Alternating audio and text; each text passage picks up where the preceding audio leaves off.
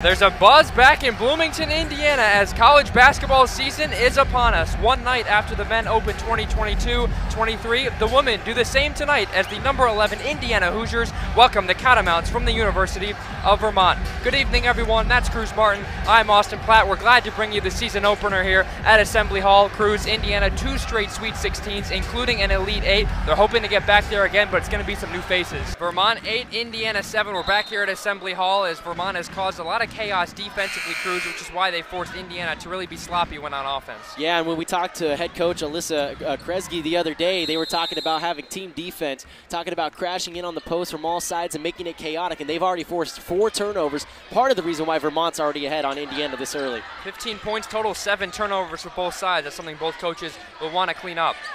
Here's Dizon with it, guarded by Sydney Parrish. It's good defense here from Indiana.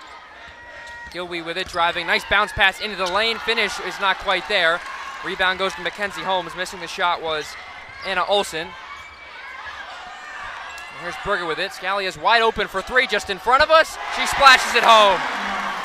Good sign for Indiana fans. Scalia, who went 3 for 9 against Kentucky Wesleyan in the exhibition last Friday from downtown, hits her first. And miscommunication on Vermont on the defensive end led to that wide open 3, and that's something they cannot be happy about. Utterback drives to that right side of hers, gets it into the lane. That's Olsen.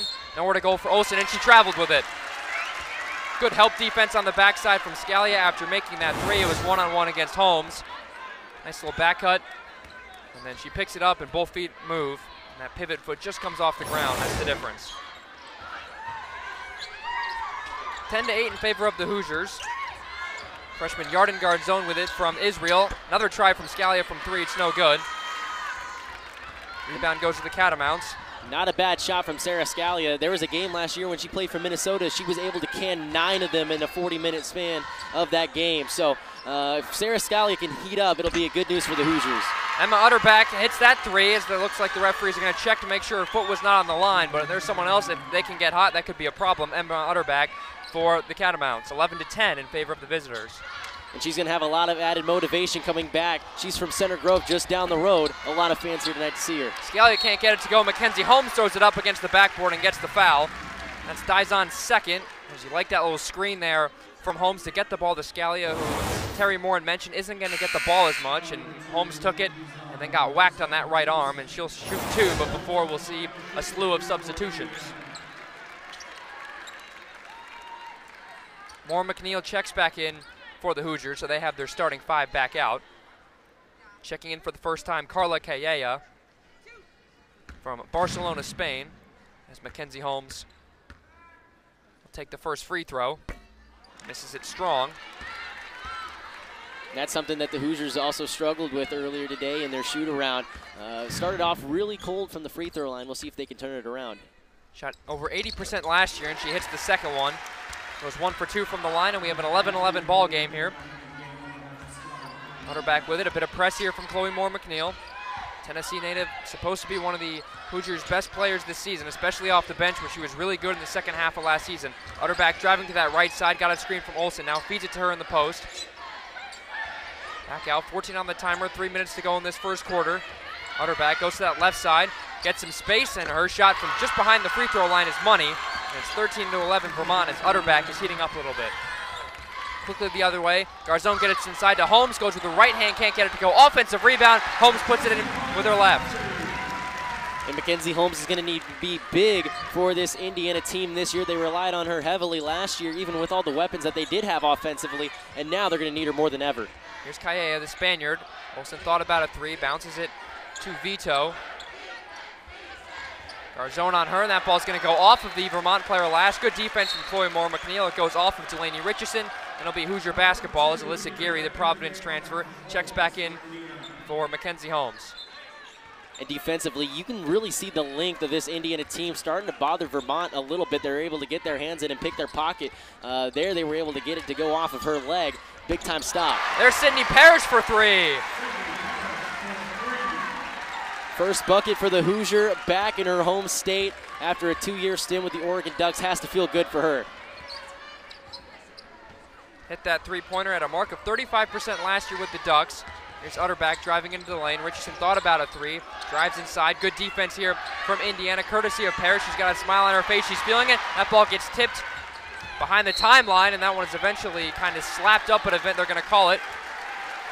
The ball went behind the timeline. It'll be Indiana basketball. Take a look at the hustle from Grace Berger, not allowing that ball to go out of bounds. That's a true competitor right there, not letting the whistle stop her. She's going to go make a play happen. She gets a warm hand as she goes to the bench. Backcourt violation, and there's Garzone with a quick shot off of the inbound. Misses, but nice offensive rebound from Geary, allows Indiana reset. Now here's Parrish again for three, too strong. Rebound in the hands of Callejo, and she immediately gets fouled as Indiana was pressing. Lexi Bargesser checks into the game for the first time. The freshman from Michigan got that crutch on that left leg. She tore her ACL, believe it or not, missed her senior season of basketball, but came back and ran track 5 months after tearing that ACL. An incredible recovery from her. Absolutely, and to see her back out on this court, it has to feel good for her to be able to get another go at it.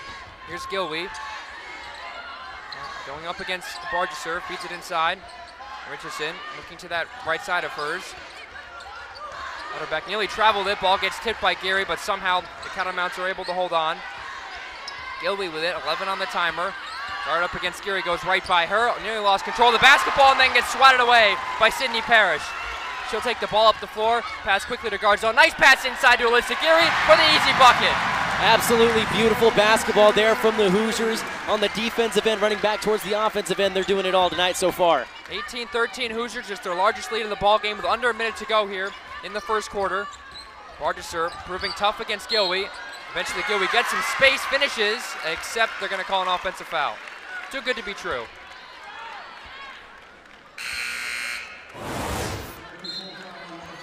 Take a look at the speed of Catherine Gilwey and just pushing off with that arm, and that's a pretty easy call for the official. Terry Moore opting to go to her bench already. It felt like last year she'd take a while and her bench players would only get a handful of minutes, but we've already seen a plethora of Hoosiers get into the ball game thus far. Part of the reason of that is because of the experience those starters brought for the Hoosiers last season. This is a different group, though, for Indiana. Holmes gets it inside to Moore McNeil, and there's a foul on the play before the ball went out of bounds, and it's going to go against the Catamounts. Great feed down low, and Utterback a bit displeased with the call, a bit in shock as more substitutions. Scalia checks back into the game, as does Callejo. Utterback will take a seat on the bench.